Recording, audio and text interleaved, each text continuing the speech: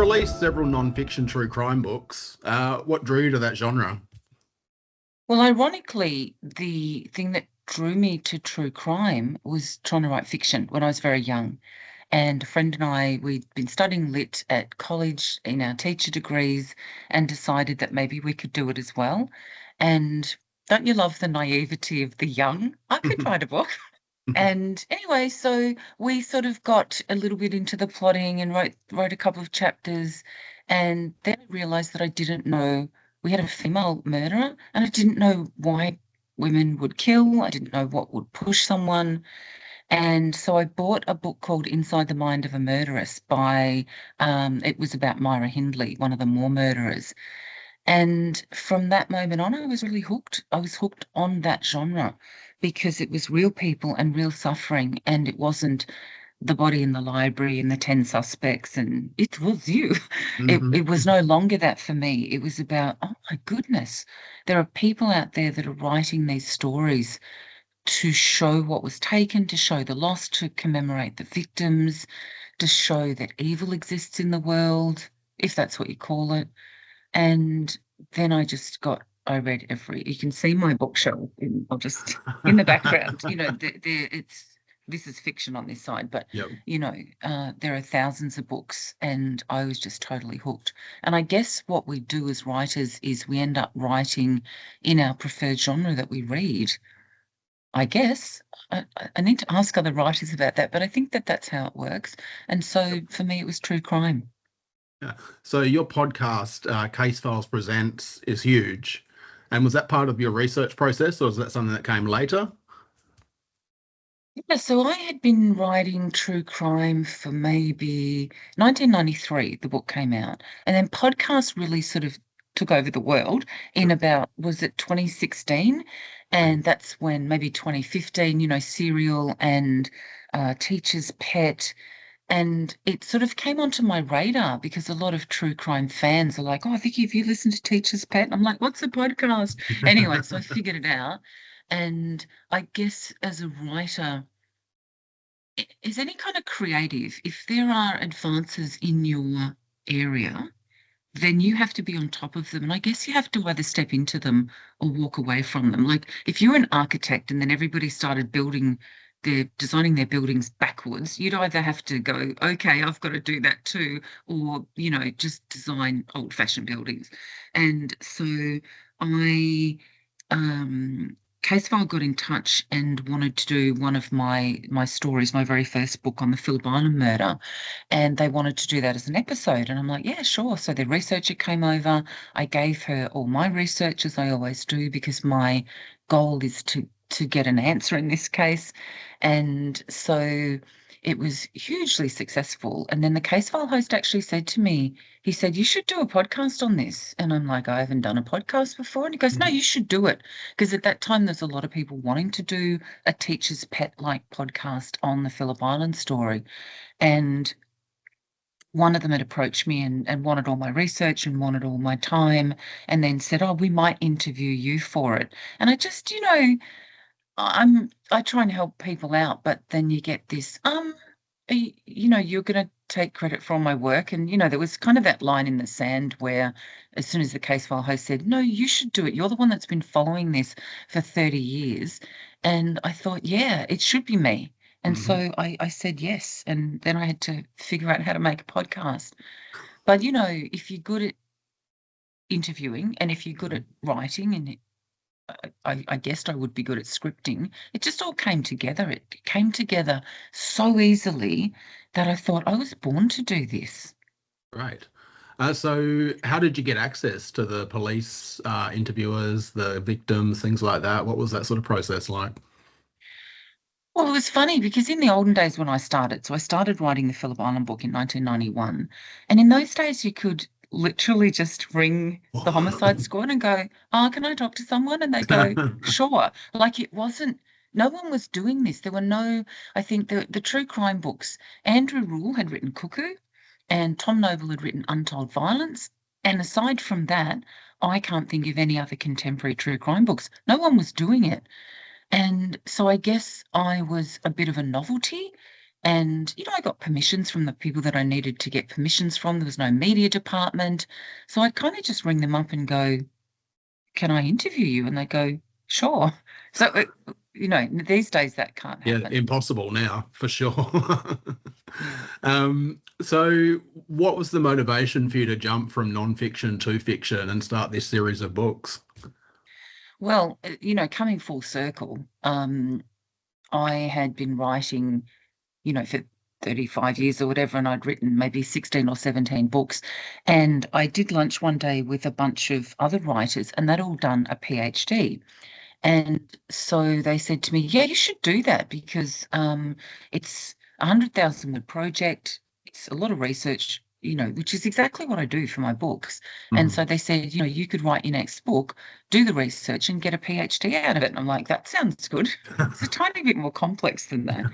But when I first started it, one of the a friend of mine who worked at La Trobe where I ended up doing it, she said, take your time, learn a new skill, and come out of it at the other end knowing stuff that you didn't know. And I thought, as a teacher, that's really good advice. So I thought, I'm going to write fiction. I'm going to go back to where I started and this time use all of the knowledge that I had from, over 30 years of looking at true crime, and I'm going to pour all of that into fiction, all of the stuff that got up my goat. Among those were really, really low conviction rates Right. against crimes against women and children. Hmm. And the fact that I was working in a workplace where there was a whole lot of, we had 40% of the staff were male, they would get 60% of the promotions. Right. And it wasn't because they were better, it was No. because men promoted men. Yeah. And so I was watching this play out, and I was almost watching what felt like a rollback of all of the rights that we had fought for in the 80s and 90s, and equality and equal pay. And then you just watch this play out in real time, that if you work for an organisation that's got lots of men at the top, they look to other men and go, wow, you remind me of me, and up you come. And so there was just this, men seem to be rewarded for just maybe even looking like the man that went before them. And meanwhile, there's women in the background that are doing way more study and way more development of expertise. And I watched it fascinated. As a teacher, really didn't talk about writing that much. I kept the two very separate. And there came a time where, um, if it ever came up, there were certain men that I worked with in charge that would never miss an opportunity to not, I didn't need them to acknowledge it because I'm very self-motivated, but they would never lose an opportunity to actively kick at that talent. Just Right. because you're a writer, or who do you think you are? And it was just, and part of me is horrified, but the writer part of my brain is going, this File that is away. gold. This Yep. is gold. And some days I would come home from encounters that were so awful, and I would rework them into a scene and use that golden language of putting down and minimizing women. And so I guess when The Unbelieved came out, well, it won a big award, and I just guess it resonated with people because I wasn't the only one that was going through these things. And I have a senior sergeant in The Unbelieved who's just awful. And so many people said, oh my God, he reminds me of my sergeant or my boss. It's like, yeah, that's kind of because he reminds me of my boss. So, you just, I have this cup that says, don't annoy the writer or she'll put you in a Mhm. book and kill you. And I just think that this is what we use as authors. We take these situations from the world around us, and in order to process them, we can put them in a book sometimes.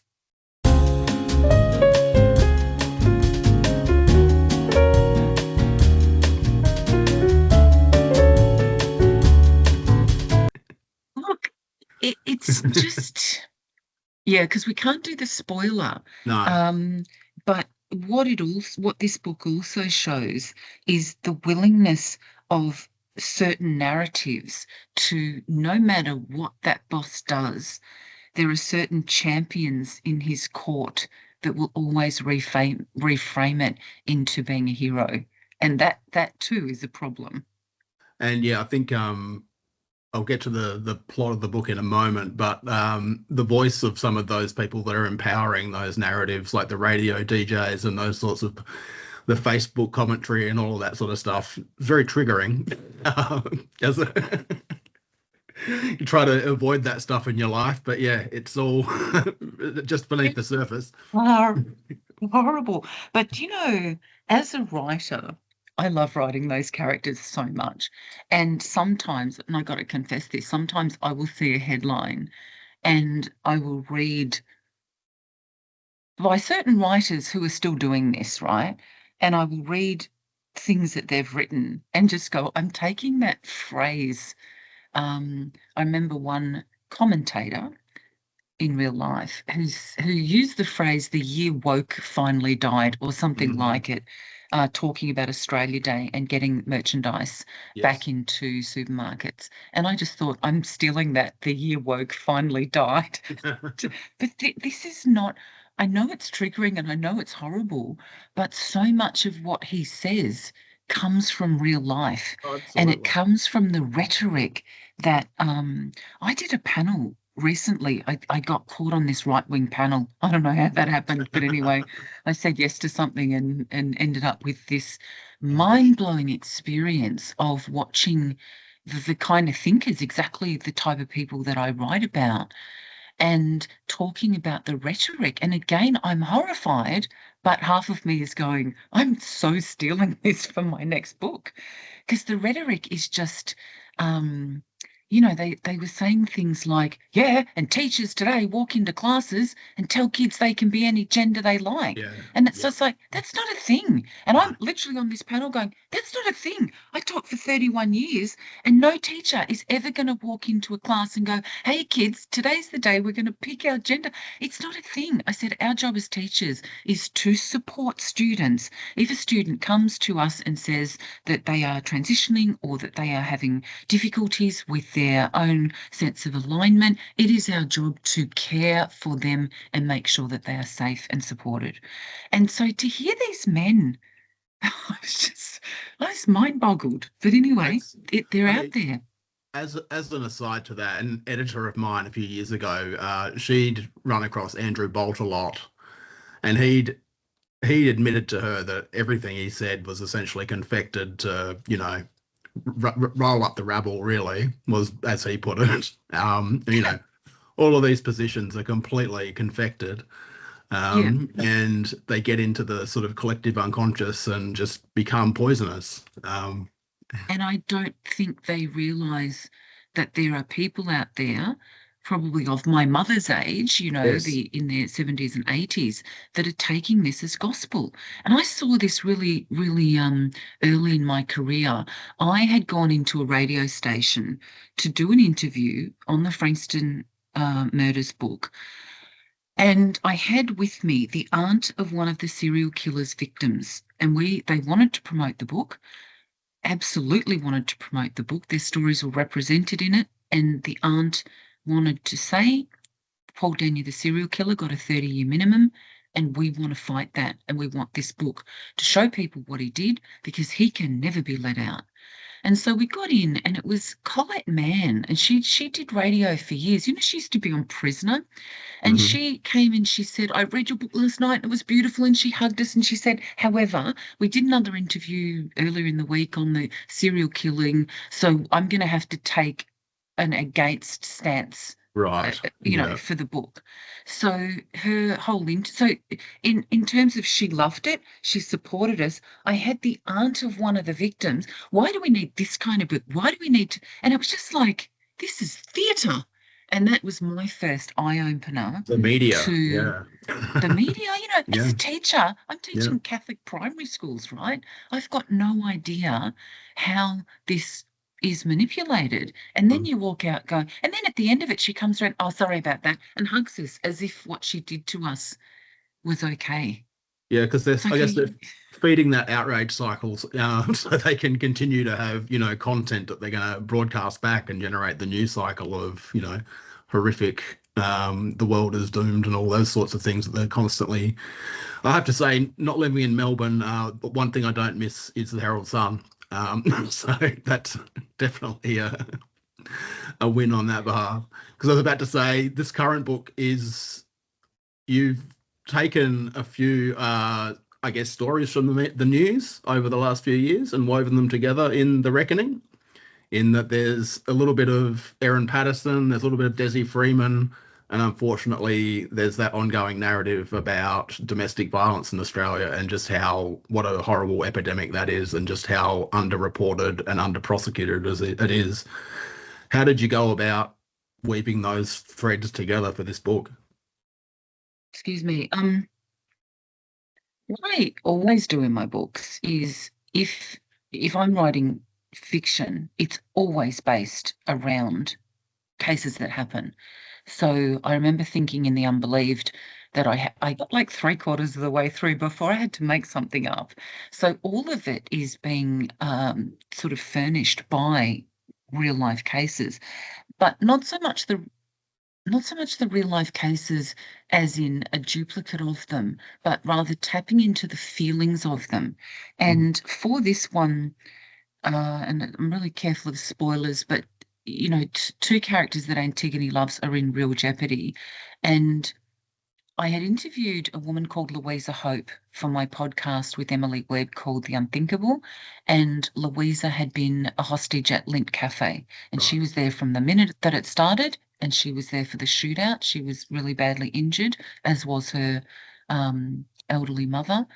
And it occurred to me talking to Louisa that if you are a regular person going into the Lint Cafe for a coffee, that you then have to become a hostage negotiator, you have to placate, you have to be the person, the conduit between the police and all of a sudden you have to have these skills that maybe you have, and I think Louisa absolutely had. She was extraordinary. But you have to become this expert that I've interviewed police negotiators, and they've trained for years to do this. And all of a sudden, you have to be the one that is stepping into those shoes.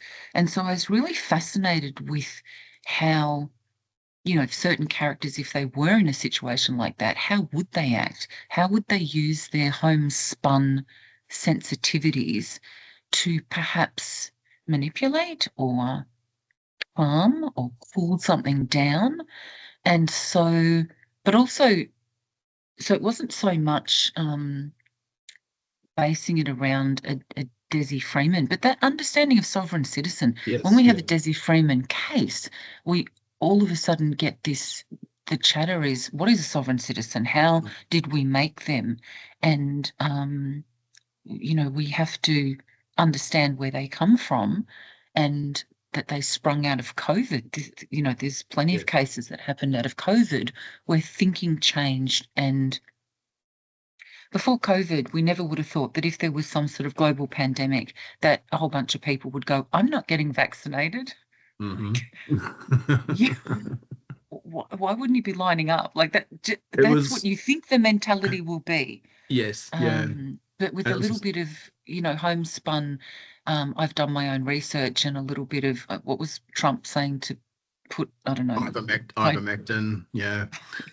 And it was a perfect storm. It was a perfect storm, really, of that sort of level of but people being trapped on the internet as well, pretty much for that time period, and having nothing but time to come up with their own,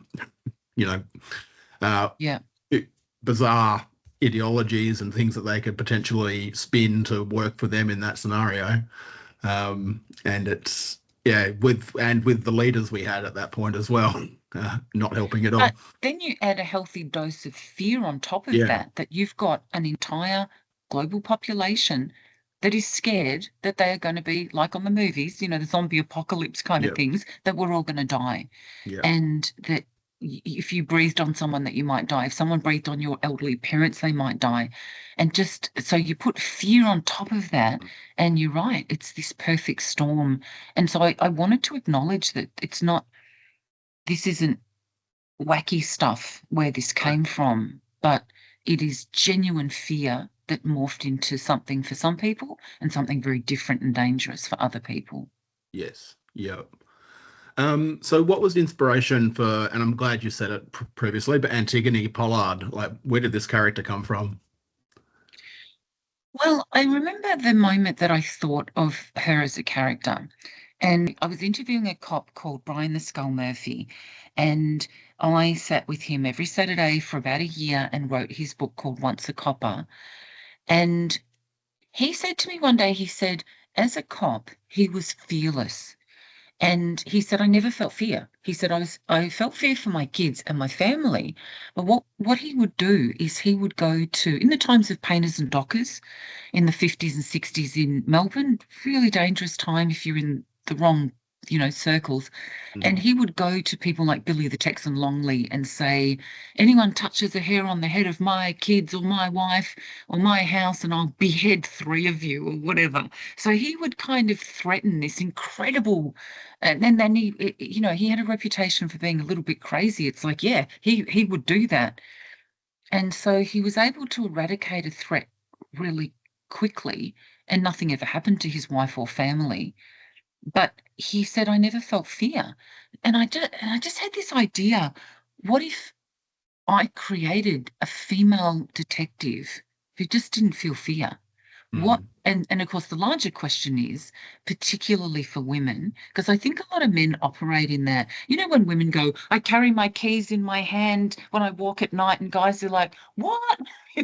Like I think Yeah, that sometimes men can be a little bit oblivious to the kinds of precautions that women have to take all the time. of course. Yeah. And I just thought, what if you didn't feel it?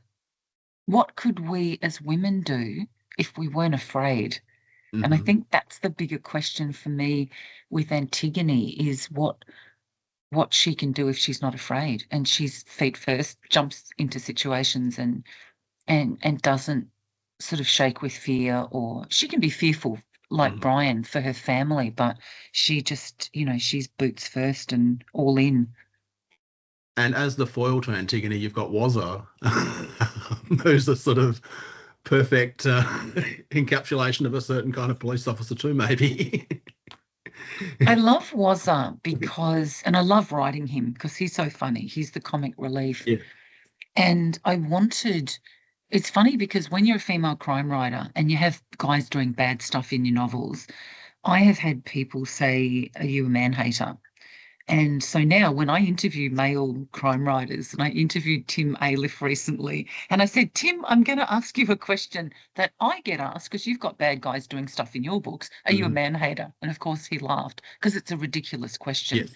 because Yes. in all crime, I guess they're at their core are usually men doing bad stuff. Um, but I was really conscious writing the book that I needed a male character to absolutely have her back. Hmm. Absolutely, there's none of this, you're my work wife, or there can be no, sexual like just regular partners where he's got jam on his tie and he's eating cake and, but he's kind of clever and he Yes. will have her back. And there's no tension between them, that they just, I hate.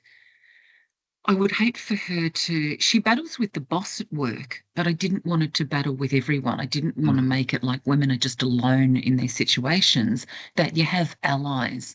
And I think Wazza, with his 3 daughters and his wife, he's just outnumbered all over the place. And I think he's just an ally. And he's kind of the character that it's like, yeah, this, you can have this. We can have men doing bad stuff, but you can also have this kind of guy who who would take a bullet for her. Yes. It's probably dating me too, but I had some sort of Sergeant Frank Gilroy sort of vibes from a country practice going on for Wazza. But Yeah, that's maybe my yeah. memory of it. Look, for me, I pictured Pete Hellier. You know Peter Hellier, the Yes, I comedian? do. Yes, actually, I absolutely. totally, Yeah. when I write him, that's the face. And ironically now, because it is being made into a TV series, and their Wazza is not called Wazza, and he's completely different. But, in my mind, when I write that character, it's Pete Hellier. That'll get back to him because Justin, who I do the podcast is good friends with Pete, so we can Well, I do a fantasy I casting. wanted to send him a book when it came out, and I wanted to sort of get a message to him going, Pete, I want you to play. But of course, I didn't realize then that as a writer, when someone makes a TV series out of your book, that it's totally their interpretation. And so look, if someone does get in touch with Pete Hellier, just tell him that I'm still thinking of him when I'm writing Wazza, but unfortunately, somebody else plays that character in the TV series. Sorry to whoever plays him. So I guess we'll jump to the TV show for a minute then. How did that come about? What was the process there? Well, it was a dream come true because the book came out in August of 2022 and it had won the Alan Unwin Crime Fiction Prize and it very quickly won a Davitt Reader's Choice Award. And then I think at the end of 2022, there was a movie producer was doing something from the UK, was doing a project for Disney on the Gold Coast, and he literally walked into a bookstore and just saw the book and read it and looked at it and said, this is exactly what we've been waiting for. We've been wanting this to make a TV series out of. And at the time he was working with Anna Torv, who's just the most amazing actor. And he gave the book to Anna and said, Anna, read this. And she goes, I'm going to play that character. And then her director, Emma Freeman, said, well, if you do, I'll direct you. And it just got greenlit really quickly. And fast forward to the end of 2025, me and members of my family are on the film set pretending to walk past a scene and we're extras. It just happened so quickly. And it's an ABC-BBC co-production? I'm so excited about that, because sometimes when you get TV shows and then you can only watch them if you have a Stan subscription or if you've got a whatever, Apple TV. But this one, everyone can watch it. So I'm so excited to get this into the world. When's it out? I don't know. And I haven't seen it either. So it's this year, right? Okay, so, right. The ABC also did Treasure and Dirt, which is Chris Hammer's book, and that's on at the moment. So I'm kind of figuring, well, maybe they want to do sort of Chris Hammer in July, August, and then they might do mine later in the year. But, I'll find out when the ABC says on next week. I don't know that I'll find out any sooner. Yeah, so that's sort of like there'll be a new wave or a wave of Australian crime television in the sort of, I guess, the Scandi noir sort of direction that we're used to. So something more local. Yeah, I think, Chris Hammer, Treasure and Dirt was that Cooper Petey? Like from memory, I haven't watched the TV series. I'm taping it to binge it, but from reading the book, it's like the Opal Mines. And I guess, mine would be small town, but mine was set in Victoria, like at proximity to Melbourne. I made up the place. So because Anna Torv lives closer to the hinterland in Queensland than she does to Melbourne, they changed the location of it. So it's not a seaside town anymore. It's kind of that hinterland. And but it already won an award. It was funny, when we went on the set, the producer kept saying to me, and so did the UK producer who'd gone home by then, but he's like, there's something magic going on there. This is going to win awards. This, we don't know what we're doing, but this, in terms of this elevating it to something really special. And we certainly got that vibe on the day that we were there. And then the first 2 episodes were premiered at Series Mania in Paris in March this year, and they won the audience award. So I think there's like 50 TV shows from around the world go to Series Mania, and the audience overwhelmingly voted for Dustfall, which is what the TV series is called. So it's just like they had that vibe back then, that there was something about this story, the acting, the atmosphere, that it would be elevated above just a regular crime drama and that would be award-winning. And so, dream come true. Very exciting. Absolutely. So Deception Bay is full of like so many memorable small town characters, and from your afterword in the book, I noticed you also had a bit of a Facebook call out for naming those characters. Is this think of names? But I am shocking at names. And if I'm writing, like, you're typing away and you go, and then he said, hello, Ralph, like, what do I call him? And so last time I put a call out, and then, people are like, yeah, I'll be in it. And it was funny. This time I put a call out for this book, and I said, it's a crime book. So if you put a call out, if you want your name in it, you might be a victim, you might be a villain, or you might get pushed off a cliff. And so there was a lot of push my husband off a cliff, put him in it. Like, it was quite funny. That But goes what in the I next do book. is and everyone that says yes, I copy that into a really long document, and then I go to the document and I go, I need a man, and I go, okay, Ralph, you're it. And I don't put like whole names, except for Brian McManus, who was the head of the SES in the Frankster murders Right. and in the Sarah McDermott, like, for about 40 years. So Brian, he was happy to have his name in it. And another woman who said to me that she had some really, serious health issues, and she would love to be named in a book, sort of, Oh, as nice. to commemorate her name. And I'm like, okay, I'm really happy to do that. So it gives people their minute of glory, but it also gives me the names, because I'm really bad at names. So Yeah. what's your day look like when you're working on a project? Like what's your writing process like? That's a bit of a hack question, but it's always interesting to see how people go about it. Yeah. Look, I am a full-time writer now, but for about half of the year, I am the writer researcher for the Australian Federal Police podcast. So up until now, up until this week, actually, I have, I might do a Zoom recording with an expert in something in the AFP that's just, whoa, blows my mind. And so at the moment, I'm finishing the final script for the season. So the minute that that's done, which is hopefully in the next week, I'll go hell for leather to write book 4 by the end of the year. So Right. I'll be writing. But, I used to write, I used to have an office, and when I worked full time and, be sitting up. But so many writers talk about, their back and their neck.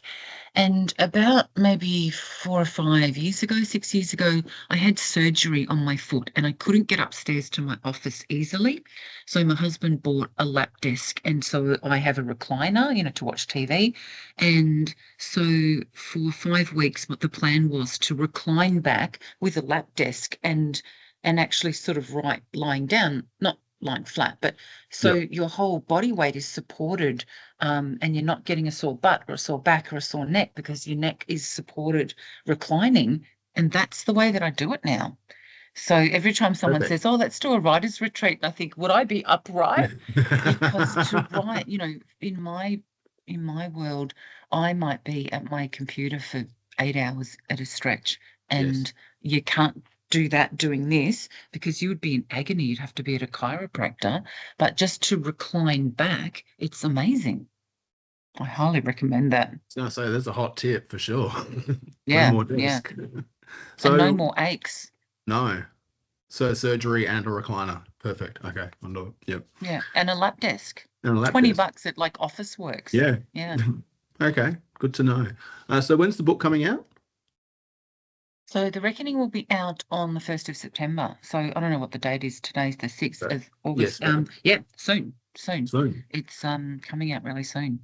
And where can people find you online if they want to Instagram, anything like that? Or do you avoid it like a wise person? Or... Look, with social media, I have a Facebook author page, and that's like, I started off this year with about 5,500 people following me, and all of a sudden I've got 7,000. I don't know what's going on, but so I do mainly put my upcoming author talks and stuff on that, because I just find, I don't know, I just don't have time to. I think I'd love to do musings one day, but I just think all my energy at the moment just has to go. Like last year, I wrote 2 books, finished a PhD, and did a season of the AFP podcast. There's not a lot of leisure time. I don't No. sort of take a day off, or, there's really not a lot of time to relax. So, I'm hoping that will change a bit. But so I don't have time to go on Instagram and here's today's thought. I'd love to, but I'd have to do some thinking then, wouldn't I? You've got to get the publisher to do that, I think. That's the that's the next bit. Yeah.